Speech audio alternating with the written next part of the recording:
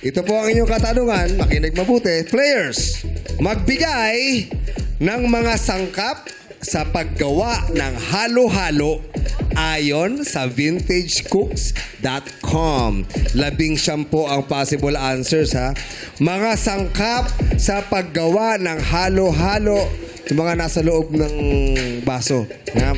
Ayon sa vintagecooks.com. Umpisahan mo na, Andrew. Sago po. Sago is wala. Walang sago. Pasensya na, Andrew. Out na po kayo. Lala. Ubi po.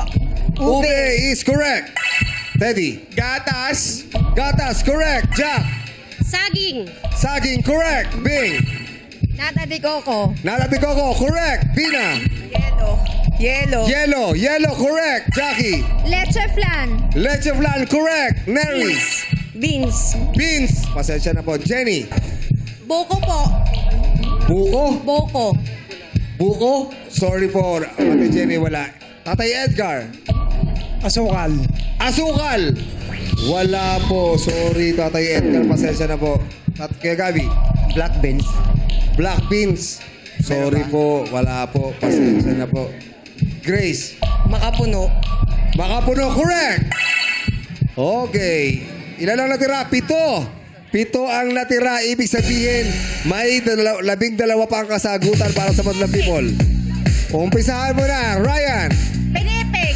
Pinipig is correct. 1,000 pesos. Sino next? Jukes. Langka. Langka, correct. 1,000. Shan. Kaong. Kaong, correct. 1,000. Ryan. Nata de coco. Nata de Coco, nasabi na po. Pasensya na po. Go, Jukes. Gulaman. Gulaman is correct. Maraming salamat naman lang people. Ang mga natira pa ay Red kidney beans. Yun pala ang hinahanap na. O bitsuelas, kidney beans. Ice cream. Garbanzos o chickpeas. Sweet corn. Cornflakes, coffee jelly. At munggo o sweetened mung beans. Alright, player?